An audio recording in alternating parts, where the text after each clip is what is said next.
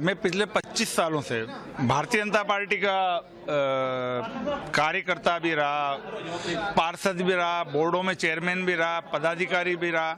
लेकिन वो जो भाजपा थी जो हमने ज्वाइन की थी वो अटल बिहारी वाजपेयी जी की नीतियों से, राष्ट्रवादी नीतियों से, देश को जोड़ने वाला जो उनका मकसद था, नीतियां थी, भैरव सिंह शेखावत जी वाली, वसुंधरा जी वाली। लेकिन अब जो भाजपा दिख रही है, कहा गया कि सबका साथ, सबका विकास और सबका विश्वास। क्या आपको राजस्थान में दिख नहीं रहा कि 11% जो लोग हैं उनको नुमाइंदगी नहीं दी गई? भारत सरकार के अंदर कोई भी अक़लियतों का कोई मिनिस्टर नहीं है।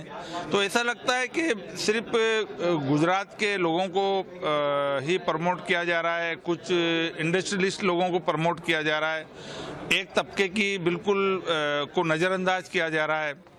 और तो इन सब बातों से आहत होकर, बहुत दुखी होकर ये निर्णय किया कि अब ये वो बीजेपी नहीं है जिस आइडियोलॉजी को हमने, जिस नीतियों को हमने सोच के समझकर और भाजपा ज्वाइन की थी।